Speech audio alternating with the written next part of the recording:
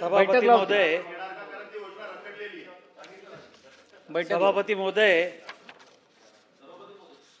आज ही उद्योग विभागाची एक चर्चा, अल्पकालीन चर्चा लावलेली आहे. मागच्या अधिवेशनात सुद्धा लावलेली होती. आज जर आपण पाहिलं तर महाराष्ट्रात थेट परदेशी गुंतवणूक समभागाची 1,34,000 कोटी रुपयाची गुंतवणूक झालेली आहे. आणि आकडेवारीनुसार जर देशाच्या पाहिलं तर 32% गुंतवणूक ही भारतामध्ये, महाराष्ट्रामध्ये सर्वात जास्ती झालेली आहे. परंतु तोच दुसरा जर विचार पाहिला तर आमच्या अमरावती विभागामध्ये एवढ्या मोठ्या गुंतवणुकीमधून काहीही गुंतवणूक अमरावती विभागात झाली नाही. पर कॅपिटा इन्कम जर अमरावती विभागाचं जर पाहिलं तर राज्यातल्या सर्वात कमी इन्कम आमच्या अमरावती विभागाचं आहे. आणि अशा परिस्थितीमध्ये आमच्या अमरावतीला खऱ्या अर्थानं उद्योग वाढीसाठी जे प्रयत्न करायला पाहिजे ते प्रयत्न होताना दिसत नाही. आज आमच्या अमरावतीला जे जागा वाटप झालेलं होतं त्यात जर 3 वेगवेगळ्या याच्यात झाले होते, तर आज तिथं वाटपासाठी म्हणजे जे भूखंड होते ते भूखंड जवळपास संपलेले आहे. मध्यंतरीच्या काळामध्ये एक मेगा टेक्स्टाईल पार्क मित्रा हा अमरावतीमध्ये निर्माण केला माननीय पंतप्रधान मोदयांनी. आणि त्याच्या आधी जवळपास 3,000 हेक्टर जागा नोटिफाईड केलेली होती आणि त्यातली 400 हेक्टर जागा मित्रा पार्कसाठी घेतली. आज आता जर पुढं डेव्हलपमेंट आमच्या अमरावती विभागाचं किंवा अमरावती MIDCचं जर करायचं म्हटलं तर आमच्याजवळ जागा शिल्लक नाही आहे. माझा सर्वात पहिला प्रश्न मंत्री महोदयांना पहिला प्रश्न हा आहे की आज जी नोटिफाईड 3,000 होती त्यातली 400 हेक्टर आपण घेतलेली आहे. 2600 हेक्टर नोटिफाईड जागा जी आहे ती तातडीनं आपल्याला अधिग्रहित करणं गरजेचं आहे, किंवा मग भविष्यात अमरावतीमध्ये उद्योगच येऊ शकणार नाही. जी जागा आयडेंटिफाईड केलेली आहे ती जागा घेणं खरं तर गरजेचं आहे. आज अमरावतीमध्ये आपण जर पाहिलं तर आमच्या इथं टेक्स्टाईल जुना महाराष्ट्र शासनाने निर्माण केलेला टेक्स्टाईल पार्क होता, तो पूर्ण चालू झाला नाही. त्याच्यात एक मोठा उद्योग आमच्या इथं आला होता रेमंडचा, त्याला 500 एकर जागा आपण दिलेली होती. 500 एकरपैकी 38 एकरवर त्यांनी प्रोजेक्ट चालू केला, तो फुल प्लेज चालू केला नाही. त्याला गती देण्याची गरज आहे. भारत डायनामिक्सने 500 एकर जागा घेतली होती. 500 एकर जागेपैकी ती जागा त्यांनी तशीच ठेवलेली आहे. त्यांना पुन्हा आपल्याला बोलावून त्यांच्याशी चर्चा करून त्यांना उद्योग चालू करण्याची विनंती करण्याची आहे. तसंच जर पाहिलं तर ह्या सर्व गोष्टीसाठी आपण मागच्या वेळेस बोलले होते की अमरावतीला मी सर्व अधिकारी घेऊन येतो आणि बैठक करू आणि त्याच्यानंतर आपण या अमरावतीच्या MIDCचा किंवा उद्योगाच्या डेव्हलपमेंटसाठी आपण प्रयत्न करू. परंतु आपण जर पाहिलं तर आज जे काही ड वर्ग प्लस डी प्लस आमचा झोन आहे, तर आता D+ झोनमध्ये जे तुम्ही सबसिडी किंवा हे देता आणि आता Aमध्ये पण देता, जर Aमध्ये तुम्ही तर त्यांना काही सवलती दिल्या तर Dमध्ये कोण येणार आहे?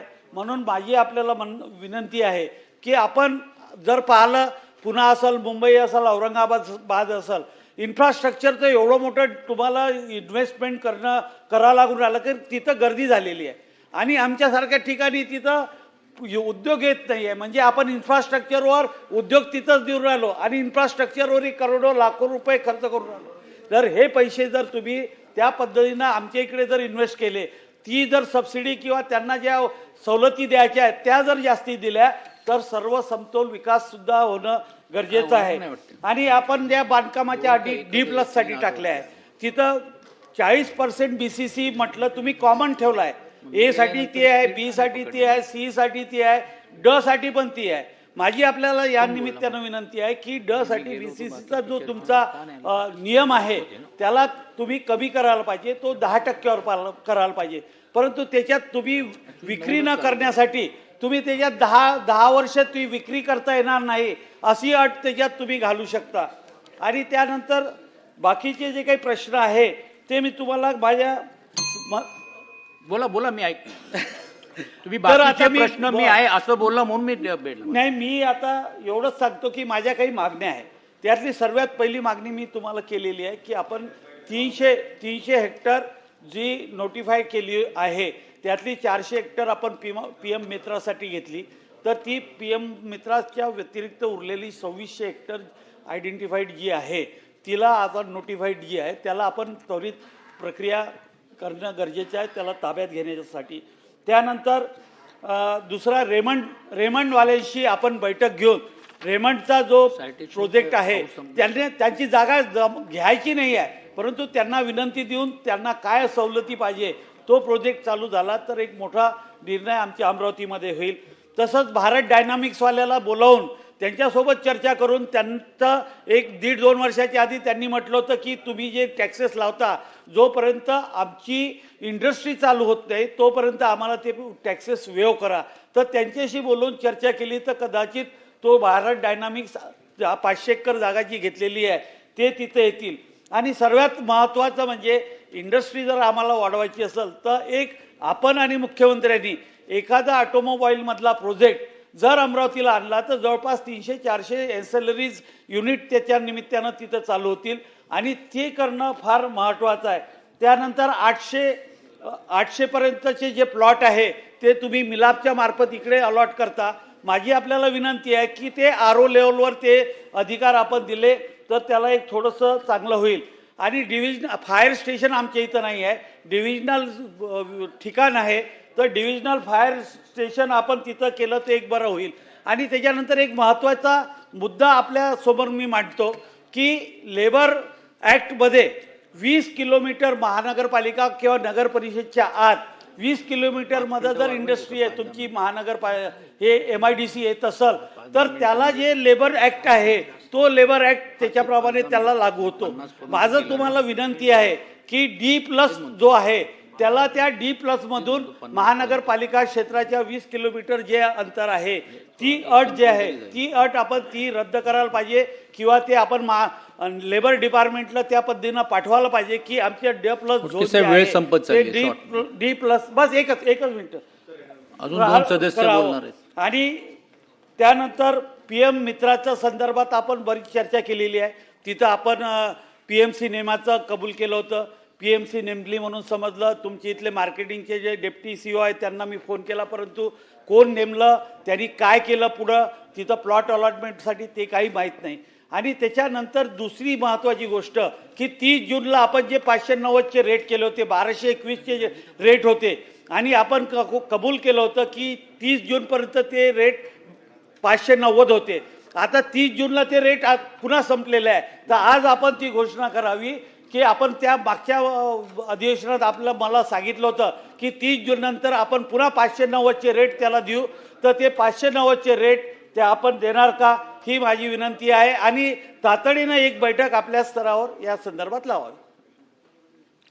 सभापती महोदय, सन्मान्य सदस्य खोडके साहेबांनी अमरावतीच्या MIDCच्या बाबतीमध्ये अनेक प्रश्न या ठिकाणी उपस्थित केलेले आहेत, परंतु अमरावतीच्या बाबतीमध्ये मी एक महत्त्वाची गोष्ट मी आपल्याला सांगेन की प्रकल्प आणण्याच्या बाबतीमध्ये नक्की आपण सकारात्मक खोडके साहेब विचार करू, परंतु 2025ला आपल्याकडे जी जिल्हा गुंतवणूक परिषद झाली अमरावती जिल्ह्याची त्याच्यामध्ये 2885 कोटीचे नवीन करार आपल्याकडे झालेले आहेत. म्हणजे 3000 कोटीची गुंतवणूक विभागात, त्याच्यामुळे 3000 कोटी रुपये ह्या संपूर्ण अमरावती विभागामध्ये येण्याचं निश्चित झालेलं आहे. PM टेक्स्टाईल पार्कच्या बाबतीमध्ये जो MIDCनं रेट केलेला होता तो 1200 पर्यंत होता, तो सन्मान्य सदस्यांच्या सगळ्यांच्या मागणीनुसार तो आपण 590 केला आहे आणि 30 जूनला त्याची मुदत संपते. ती मुदत 1 वर्षानं अजून वाढवून देण्यात येईल, त्याच्याबद्दल अजिबात चिंता करण्याची काही आवश्यकता नाही. रेमंड्सच्या बाबतीमध्ये रेमंड्स असेल किंवा भारत डायनामिक्स असेल या दोन्ही उद्योग समूहाच्या MDना बोलून यांच्याशी सकारात्मक चर्चा केली जाईल, त्यांना अजून काय दिलं पाहिजे अशा पद्धतीची भूमिका देखील आम्ही उद्योग विभाग म्हणून घेऊ. परंतु याच्यामध्ये D+ आणि A आणि Bचा उल्लेख तुम्ही या ठिकाणी केला. D+ म्हणजे माननीय उपसभापती महोदय देखील राज्याचे उद्योगमंत्री राहिलेले आहेत. D+ म्हणजे जास्तीत जास्त उद्योग येण्यासाठी आपण फॅसिलिटी देतो, तो D+ आहे. अल्ट्रा मेगा प्रोजेक्टला जर 4000 कोटीची मर्यादा असेल तर ती मर्यादा D+ला नाही आहे. त्याच्यामध्ये रत्नागिरी असेल, नंदुरबार असेल, विदर्भाचा काही भाग असेल, म्हणून तो आपण D आणि D+ मध्ये घेतलेला आहे. तो आपण जर धाराशिव पण आहे, तो आपण जर A+ केला साहेब उपसभापती महोदय, तर त्याच्यामध्ये अनंत अडचणी अमरावतीच्या फॅसिलिटी द्या असं म्हणतात. तुम्ही A+ प्रमाणे फॅसिलिटी द्या. A+ प्रमाणे किंवा A प्रमाणे आपण त्याला फॅसिलिटी देऊ शकत नाही, कारण आपण D+ मध्ये आहे. आणि म्हणून आपण जी बैठकीची देखील मागणी केलेली आहे. मागच्या अधिवेशनानंतर खरं तर अनेक निवडणुका लागल्यामुळे अमरावतीला बैठक मी घेऊ शकलो नाही, पण हे अधिवेशन संपल्यानंतर पुढच्या महिन्याभराच्या आत या उद्योजकांना तिथं जर बोलवता आलं तर तिथं देखील बोलवण्यात येईल आणि तिथं सविस्तर बैठक घेऊन अमरावतीच्या